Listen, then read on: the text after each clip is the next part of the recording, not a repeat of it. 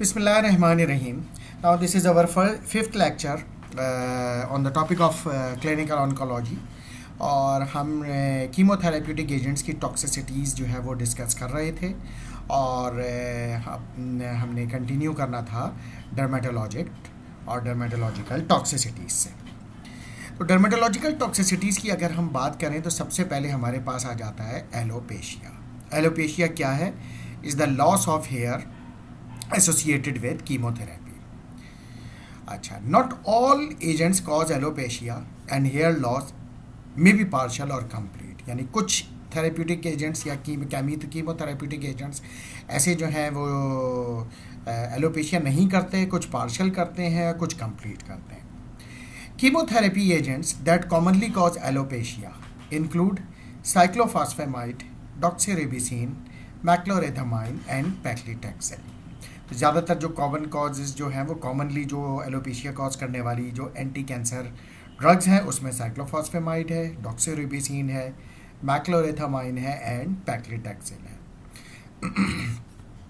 Drugs associated with necrosis of tissue are called vesicants और vesicants. यानी ऐसी drugs जो कि टिश्यूज़ को का नेक्रोसिस करती हैं उनको हम कहते हैं वेजाइकेंट्स।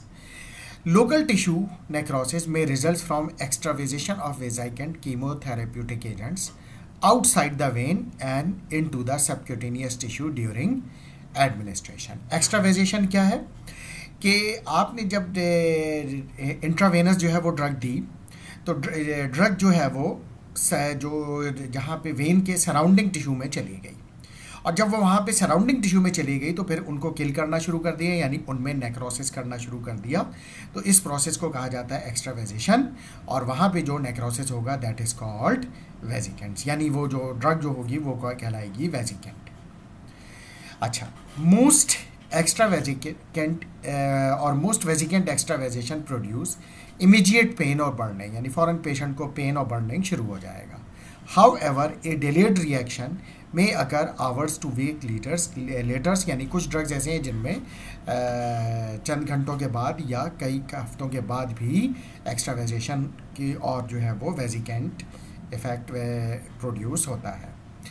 Significant tissue injury including ulceration और necrosis and may require plastic surgery intervention, यानी अगर जो है वो डैमेज हो जाए तो फिर बाद में उसको करेक्ट किया जा सकता है, रेक्टिफाई किया जा सकता है with the help of plastic surgery intervention. अच्छा, द ट्रीटमेंट ऑफ एक्स्ट्रावेजेशन वेरीज। जो ट्रीटमेंट है एक्स्ट्रावेजेशन का वो वेरी करता है डिपेंडिंग ऑन द वेजिकेंट, यानी जो ड्रग है उस पर। कुछ ड्रग्स में हीट और cold packs and chemical such as hyaluronidase और रेजोक्सिन में बी यूज, यानी इनसे ही जो है वो हीट और कोल्ड पैक्स लगाने से या केमिकल्स हाइलोरोनिडेज, डेक्सामेथासोन ये यूज़ करने से जो है वो एक्सक्यूज में एक्स्ट्रावेजेशन का मसला प्रॉब्लम या जो इशू है वो रिजॉल्व हो जाता है। एग्जाम्पल्स ऑफ वेजिकेंट्स एजेंट्स इंक्लूड, यानी वो ड्रग्स जो ज़्यादा फेमस हैं एज वेजिकेंट यानी जो एक्स्ट्रावेजेशन करती हैं, उसमें है आपके पास डेक्टिनोमाइसिन, डेनोरिबिसिन, डॉक्सीरिबोसिन, आइडोरिबिसिन, मैक्लोरेथामाइन, मिटोमाइसिन, विनब्लास्टिन, विनक्रिस्टिन एंड वाइनोरेल्पेन। ये वो ड्रग्स हैं जो ज़्यादा फेमस हैं दैट में कॉज एक्स्ट्रावेजेशन।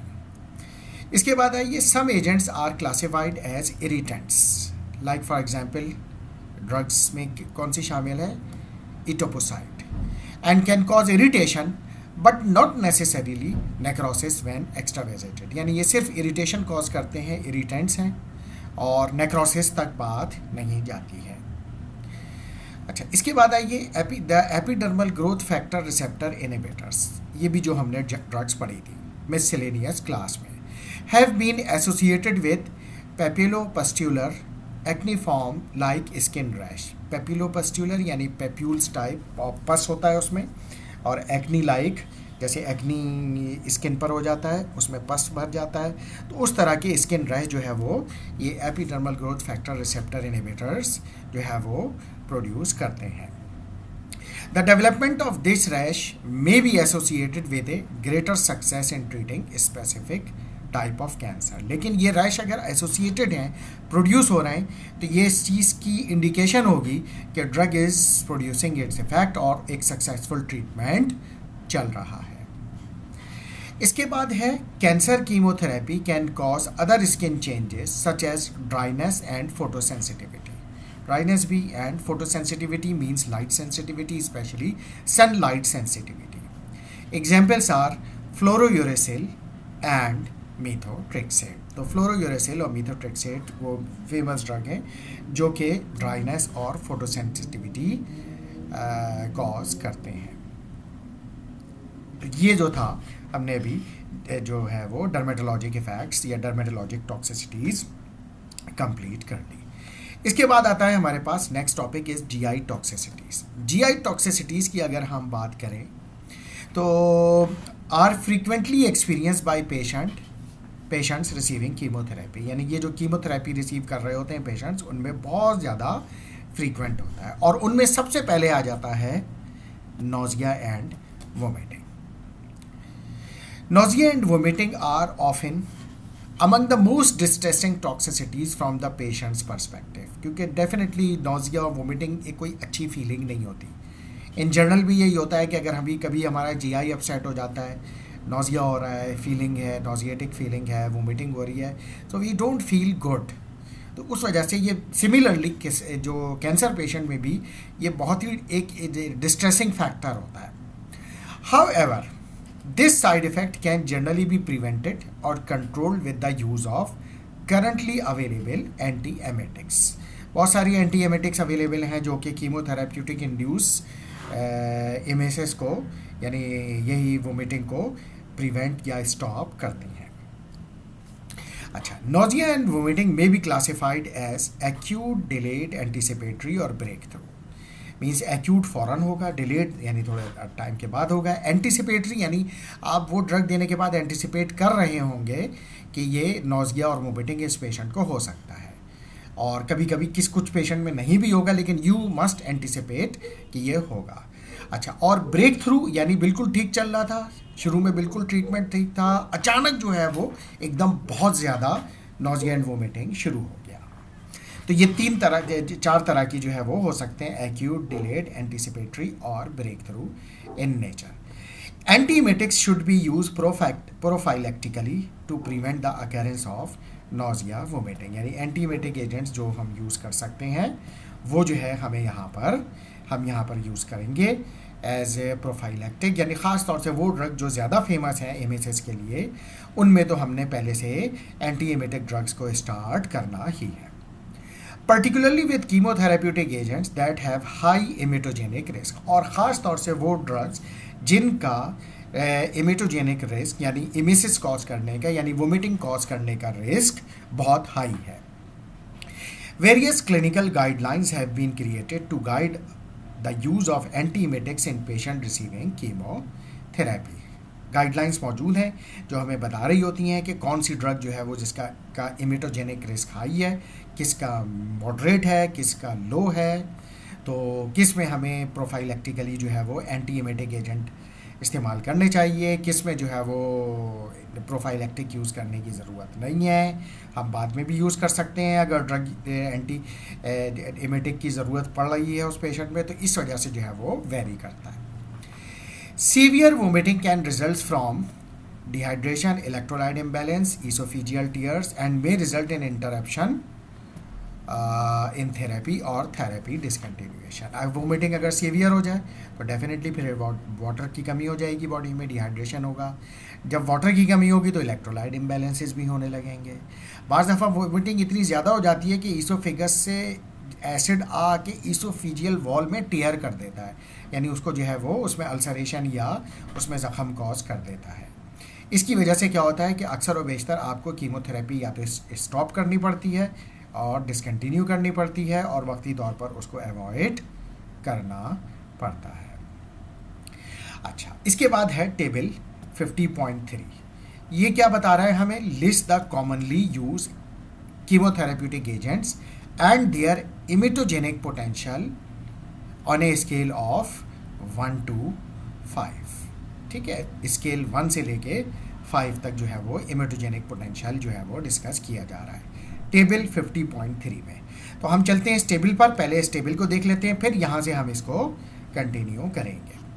तो अगर हम टेबल पर आएँ तो ये देखें, यहाँ पर है टेबल 50.3 में emetogenic potential of cancer chemotherapy agents. तो इसको क्लासीफाई जैसे उन्होंने कहा कि लेवल 1 से लेके लेवल 5 तक किया है। लेवल 1 क्या है? वेरी लो इमेटिक रिस्क, यानी वो ड्रग्स, यहाँ पे ये वो ड्रग्स की एग्जाम्पल मौजूद है और उस डोज में, ठीक है, जिस डोज में जो है वो ये they are having low emetic risk, यानी बहुत कम चांस है कि इससे इमेसिस यानी वोमिटिंग होगी। लेवल 2 में क्या है? लो इमेटिक रिस्क। अब यहाँ से वेरी का लफ्ज हट गया। फिर लेवल 3 में मॉडरेटली इमेटोजेनिक, यानी मॉडरेट हो गया। लेवल 4 में क्या है? हाई इमेटोजेनिक पोटेंशियल और हाईली इमेटोजेनिक पोटेंशियल। और लेवल 5 क्या है? Very highly emetogenic potential. तो इस तरह से यहाँ पर दिया है। अब देखिए, अगर आप ऑन्कोलॉजी वार्ड में काम कर रहे हैं तो ये टेबल आपके पास मौजूद होना चाहिए, किसी दीवार पर या किसी शेल्फ पर चिपका हुआ होना चाहिए, ताकि आप फ़ौरन देखकर अंदाज़ा लगा लें कि जो पेशेंट को ड्रग जा रही है, अगर इसमें से कोई ड्रग है, अगर सब जैसे वही है कि कॉम्बिनेशन में जा रही है, एक ड्रग यहाँ से जा रही है, एक ड्रग यहाँ से जा रही है, एक ड्रग यहाँ से जा रही है, ये कॉम्बिनेशन है। तो अब आप इसमें देख लें कि इसमें से जो ड्रग जा रही है उसका लेवल 4 होगा, इसमें से जा रही है लेवल 3 होगा, इसमें से जा रही है लेवल 1 होगा। तो लेवल 1, 3 और 4 इस तरह से जो है वो 3 ड्रग्स जा रही है। या अगर एक ड्रग यहाँ से जा रही है, एक यहाँ से जा रही है, एक यहाँ से जा रही है, तो लेवल 1, लेवल 2 और लेवल 4, या लेवल 1, 2, 3। तो आपको जो है यहाँ से इसको कैलकुलेट करने में आसानी होगी। ड्रग्स को अगर हम देखें तो इसमें एक नज़र देख लेते हैं कि इसमें देखें, जैसे फॉर एग्जाम्पल ये कार्मेस्टीन है, वो ये बता रहे हैं कि अगर कार्मेस्टीन की डोज लेस देन और इक्वल टू 250 मिलीग्राम पर मीटर स्क्वायर BSA के हिसाब से जा रही है, तो फिर ये इसका हाईली इमेटोजेनिक पोटेंशियल है। लेकिन अगर यही ड्रग ग्रेटर देन 250 मिलीग्राम जा रही है, तो फिर ये ही drug very highly emetogenic potential में आ जाएगी। ठीक है, इसी तरीके से सिस्प्लेटिन का हो गया, लेस देन 50 मिलीग्राम और ग्रेटर देन 50 मिलीग्राम। इस तरह से ये, तो ऐसा हो सकता है कि कोई, जैसे ये मीथोट्रेक्सेट है, ये वेरी लो इमेटिक रिस्क कब है इसमें? अगर ये जा रही है मीथोट्रेक्सेट लेस देन और इक्वल टू 50 मिलीग्राम पर मीटर स्क्वायर। लेकिन अगर यही ड्रग जा रही है, आप देखें 50 to 250 मिलीग्राम, तो फिर ये वेरी लो से लो इमेटिक रिस्क में आ जाएगी। और इसी तरीके से यही ड्रग जो है अगर यहाँ पर आ जाएगी, यानी 250 से लेके 1000 मिलीग्राम तक जा रही है, तो फिर ये मॉडरेटली इमेटोजेनिक रिस्क रखती है। तो इस तरह से जो है ये रिस्क चेंज हो सकता है डोज से भी, यानी डोज से भी इसका बड़ा गहरा ताल्लुक है। तो इस तरह से हमें इसको भी जो है वो देखना पड़ेगा कि कोई भी ड्रग जो है वो कितनी डोज में जा रही है और उतनी डोज में उसका लेवल एज पर गाइडलाइन क्या है। ठीक है ना? तो एज पर यानी कि जो भी क्लिनिकल गाइडलाइन है कीमोथेरेप्यूटिक एजेंट्स की, वो उसको कहाँ रख रही है, और उसकी बेस पर हमें ये डिसाइड करना होगा कि हमें प्रोफाइलेक्टिकली एंटीमेटिक एजेंट यूज़ करना है या नहीं करना है। अच्छा, इनकी कैलकुलेशन को भी कंबाइन कैसे किया जा सकता है, ये भी बड़ा इंपॉर्टेंट पॉइंट है। तो फिर हम इसको यहाँ पर देखते हैं। अब हम इसको पढ़ते हैं कि यहाँ पे ये क्या कह रहे हैं। The emetogenic potential of combination of chemotherapy agents can be estimated by identifying the most emetogenic agent in the combination।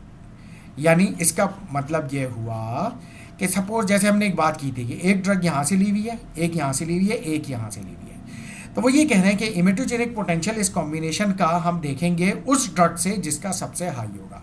यानी हम इस कॉम्बिनेशन में कंसिडर करेंगे ये हाईली इमेटोजेनिक है, और हाईली इमेटोजेनिक केस में हमें प्रोफाइलैक्टिक एंटीमेटिक एजेंट देना पड़ेगा। तो ये इसका पहला पॉइंट हो गया, यानी गाइडलाइन हमें ये गाइड कर रही है। फिर देख लेते हैं कि the emetogenic potential of combination of chemotherapy agents can be estimated by identifying the most emetogenic agent in the combination. तो अगर वो वेरी हाईली में आ रहा है तो फिर हाईली को कंसिडर किया जाएगा। लेकिन अगर सिचुएशन कुछ इस तरह से हो जाए कि the contribution of other agents can be evaluated by using following guidelines. Level 1 agents do not contribute to immunogenicity of regimen. यानी लेवल 1 में अगर कोई ड्रग आ रही है, यहाँ से कोई ड्रग है, तो हम ये कहेंगे कि भाई इसका इमेसिस में कोई कंट्रीब्यूशन नहीं होगा, यानी इसको तो एलिमिनेट कर देंगे. देखेंगे बाकी दो ड्रग कौन से उससे आ रही हैं, लेवल 1 वाली ड्रग को हटा देंगे. फिर क्या है, एडिंग वन और more level two agents increases the immunogenicity of one level higher than the most immunogenic agent in the combination. Adding one or more level 2 agents, ठीक है, adding one or more level 2 agents बड़ा important point है, ठीक है. One or more level 2 agent increases the immunogenicity to one level higher than most immunogenic agent in the class. यानी अगर level 2 में या ऑनवर्ड आप दो ड्रग यहाँ से ले रहे हैं, लाइक फॉर एग्जांपल आपने डॉक्सीटैक्सिल भी दे रहे हैं और मीथोट्रेक्सेट भी दे रहे हैं, ये दोनों लेवल 2 हैं, तो फिर इसको कंसिडर करेंगे, इस कॉम्बिनेशन को कंसिडर करेंगे कि ये लेवल 3 है, यानी एक लेवल को हम बढ़ा देंगे. अच्छा, इसी तरीके से थर्ड पॉइंट क्या कह रहा है, एडिंग लेवल 3 और 4 agent increase the level of immunogenicity by 1 level पर एजेंट. यहाँ पर भी यही करेंगे. सपोज दैट अगर कोई एजेंट यहाँ से 2 लिए जा रहे हैं, यहाँ से 2 लिए जा रहे हैं, तो एक लेवल उसके यहाँ से 2 ले लिए गए तो फिर 4 हो जाएगा, यहाँ से 2 ले लिए तो इसमें भी ये लेवल फिर 5 आ जाएगा, यानी उसका लेवल जो होगा वो हाई कंसिडर किया जाएगा. The occurrence of nausea and vomiting is influenced by the immunogenicity of chemotherapeutic agent or combination of agents, the chemotherapeutic dose and method of administration and individual patient characteristics. ये भी बड़ा important point है कि जो nausea and vomiting होता है वाकई, उसका जो इम्यूनोजेनिसिटी है यानी जो हो रहा है वो डिपेंड करेगा कि कीमोथेरेप्यूटिक एजेंट कौन सा लिया है हमने, यानी वो उसकी यही है कि यहाँ पर क्लास कौन सी है या लेवल कौन सा है. दूसरा, कॉम्बिनेशन क्या यूज़ कर रहे हैं. जैसे हमने ये बताया था कि अगर हम लेवल 2 की 2 ड्रग ले रहे हैं तो फिर हम इम्यूनोजेनिक पोटेंशियल उसका लेवल 2 नहीं मानेंगे बल्कि लेवल 3 मानेंगे as per recommendation of the guideline. अच्छा, डोज से भी कीमोथेरेप्यूटिक की जो डोज है उस पर भी डिपेंड करता है. जैसे हमने यहाँ पे एग्जांपल ली थी कुछ, जैसे ये मीथोट्रेक्सेट से मैंने समझाया था कि डोज पे भी डिपेंड करेगा कि उस ड्रग का इम्यूनोजेनिक पोटेंशियल क्या है. मेथड ऑफ एडमिनिस्ट्रेशन, किस मेथड से दी जा रही है, आईवी दी जा रही है, ओरल दी जा रही है, क्योंकि इससे भी फ़र्क पड़ता है. बाज़ ड्रग्स होती हैं वो ओरली हैं, आईवी में नहीं है इम्यूनोजेनिक, और बाज़ जो है वो ओरल में नहीं है, आईवी में है. तो ये है. इसके अलावा एन इंडिविजुअल पेशेंट कैरेक्टरिस्टिक्स, यानी बाज़ दफ़ा ये फिर पेशेंट पे भी डिपेंड करता है. कुछ पेशेंट होंगे जो उस ड्रग से जिसका इम्यूनोजेनिक पोटेंशियल बहुत हाई है उससे उनको कोई किसी किस्म का कोई नॉजिया और वोमिटिंग हो ही नहीं रहा, और कुछ पेशेंट ऐसे होंगे जिनको हमने सबसे लो लेवल की क्लास दी, यानी जिसका लो लेवल मींस के जिसका इम्यूनोजेनिक पोटेंशियल बहुत कम है, उसके बावजूद उन पेशेंट्स में इम्यूनोजेनिसिटी यानी इम्यूनोजेनिक यानी इमेसिस वाक़ई हो रहा था, यानी उनको वोमिटिंग हो रही थी. तो ये इंडिविजुअल पेशेंट कैरेक्टरिस्टिक्स पे भी डिपेंड करता है. जैसा मैंने शुरू में भी बताया था आपको कि कीमोथेरेप्यूटिक एजेंट की डोज जो होती है वो पेशेंट की टॉलरेंस पे डिपेंड करती है, क्योंकि पेशेंट की जो टॉलरेंस होती है वो डिफरेंट पेशेंट की डिफ़र करती हैं. कोई पेशेंट जैसा कि बहुत हाई डोज में भी टॉलरेट कर लेते हैं, और कोई पेशेंट ऐसे जो होते हैं जो बहुत लो डोज पे भी बहुत ज़्यादा कॉम्प्लिकेशन एंड टॉक्सिसिटीज़ शो कर रहे होते हैं, जिसकी वजह से फिर हमें उस पेशेंट को लो डोज पर ले जाना पड़ता है. और अगर बहुत लो डोज में भी वो ये जो है वो टॉक्सिसिटी आ रही हो तो बाज़ दफ़ा हमें उसकी एंटी कैंसर एजेंट चेंज करना पड़ता है, एक ड्रग से फिर दूसरी ड्रग की तरफ जाना पड़ता है. तो ये था नॉजिया एंड वोमिटिंग के हवाले से. इसके बाद अब आइए, another important issue is stomatitis. Stomatitis क्या है? Is generalized inflammation of the oral mucosa और other areas of GI tract. ठीक है, तो inflammation of oral mucosa and other areas of GI tract means के जो एपिथेलियल सेल्स हैं GI tract में इंक्लूडिंग माउथ, उसकी इन्फ्लेमेशन को स्टोमेटाइटिस कहा जाता है. अच्छा, because the rapid turnover of epithelial cells in GI tract and this is common site of toxicities. हमने ये बात की थी कि बहुत सारे एंटी कैंसर ड्रग्स और मोस्टली एंटी कैंसर ड्रग्स जो होती हैं वो they produce highly killing effect on दो cells which have high turnover, यानी बहुत तेज़ी से जो ख़त्म हो जाते हैं और फिर दोबारा ग्रो करते हैं। उसमें जीआई ट्रैक्ट के एपिथेलियल सेल्स भी शामिल हैं। यही वजह है कि जब आप एंटी कैंसर ड्रग देते हैं तो जीआई ट्रैक्ट में भी इन्फ्लेमेशन होने लगती है, और उसकी वजह यही होती है कि एपिथेलियल सेल्स वहाँ पे डेवलप होना वक्ती तौर पर रुक जाते हैं, उनकी ग्रोथ जो होती है या फिर स्लो हो जाती है, जिसकी वजह से जीआई ट्रैक्ट में इन्फ्लेमेशन कॉज होना शुरू हो जाती है। अच्छा, साइन एंड सिम्टम्स क्या है स्टोमाटाइटिस के? साइन एंड सिम्टम्स क्या वाक़ई होंगे? They include erythema, pain, dryness of mouth, burning और tingling of the lips, ulceration and bleeding. ठीक है, तो एरिथीमिक यानी जो इरप्शन होंगे वो होंगे, वही इन्फ्लेमेशन है। पेन होगा, ड्राइनेस ऑफ माउथ होगी, बर्निंग सेंसेशन होगी ऑफ द लिप्स, अल्सर्स भी हो सकते हैं, और बाज़ दफ़ा ज़्यादा अगर हो जाए डैमेज एपिथेलियल सेल्स तो फिर ब्लीडिंग भी हो सकती है। Chemotherapy agents commonly associated with stomatitis include capecitabine, fluorouracil and methotrexate. यहाँ पे इन्होंने कुछ ड्रग्स के नाम भी आपको बता दिए कि जो बहुत ज़्यादा फेमस हैं और स्टोमाटाइटिस कॉज करती हैं। उनमें कैपिसाइटाबीन है, फ्लोरोयूरेसिल है एंड मेथोट्रेक्सेट है। अच्छा, इसके बाद है टाइम कोर्स। टाइम कोर्स पे अगर हम बात करें, stomatitis usually appear within a week after the offending agent is administered and resolve in 10 to 14 days। तो स्टोमाटाइटिस जो होता है वो एक हफ्ते के अंदर ही, यानी जो भी आपने कीमोथेरेप्यूटिक एजेंट दिया है इनमें से, लाइक फॉर एग्जांपल कैपिसाइटाबीन, फ्लोरोयूरेसिल या मेथोट्रेक्सेट, तो इससे जो स्टोमाटाइटिस जो अपीयर होना शुरू होगा वो एक हफ्ते के अंदर ही अपीयर होना शुरू हो जाएगा। But the good thing is that कि ये रिजॉल्व हो जाता है 10 to 14 days में, यानी मैक्सिमम 2 हफ्ते में ये रिजॉल्व हो जाता है। अच्छा, अब कॉन्सिक्वेंसेस क्या हैं इसके कि जब स्टोमाटाइटिस होगा तो फिर इससे इशू क्या डेवलप होगा? ठीक है, consequences of stomatitis include infection of the ulcerated areas, जैसे फॉर एग्जांपल माउथ अल्सरेशन हो गए और वहाँ पर जो है वो फंगस ने ग्रो करना शुरू कर दिया, यानी फंगल इन्फेक्शन हो गया साथ में। इसके अलावा लाजिम बात है जब इन्फ्लेमेशन होगी तो ओरल म्यूकोसा जो है वो या जीआई म्यूकोसा जो होगी वो नहीं होगी और पेन होगा, वहाँ पे इरिटेशन होगी या बर्निंग सेंसेशन होगी, तो पेशेंट फिर जो है वो खा पी नहीं सकेगा, यानी जो भी फूड लेगा वो उसको बहुत ज़्यादा वहाँ पे पेन कॉज और इरिटेशन कॉज करेगा। इसी वजह से इनएबिलिटी टू ईट होना शुरू हो जाएगा और वही पेन कॉज होगा। अब उसमें क्या करें?